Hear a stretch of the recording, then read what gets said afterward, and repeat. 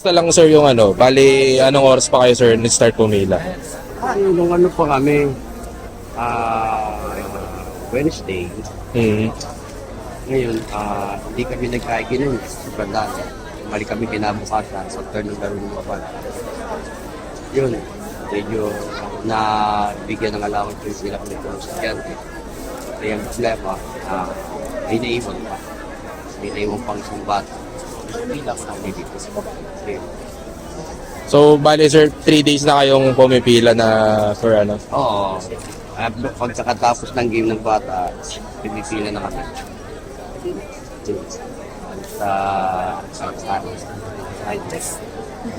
Kamusta lang sir experience na yun yan? Medyo long lines, medyo matagal yung paghihintay. Matagal lang yung paghihintay at magulo. Magulo ang lang. Hindi namin malaman kung saan kami pipila. Dahil paglabas galing sa loob ng instruction, iba-iba. Kaya kahapon, sabi nung first day, kasama ang pila ang mga bata. Kaya sobrang dami. Second day, nung pakapon na, sabi nila coaches na lang, then need ng authorization letter ng bata. So ngayon naman, kailangan nila yung authorization letter, kailangan din yung bata. So magulo madami sa ilalabas.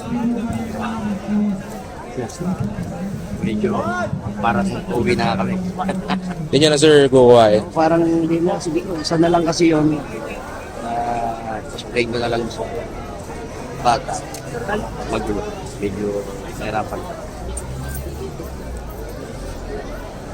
Pero sir, gaano ka-importante yung 2,000 per ano, yung for the athletes, for the Para applicants? lang kasi mapambalik ng allowance ng bata. Kasi sa totoo lang, from Quezon, so nag-travel kami punta rito. Ang naging billeting namin ay Pasig. So pagdating namin ng Pasig, wala din. So, ano kami ng Grab, 620. And then, 620 Agarlay pabalik dito. And then, na-hotel kami rito. So, yung akin ang 7 na estudyante, sama kami sa loob. Ang bill namin every 12 hours ay 1.9.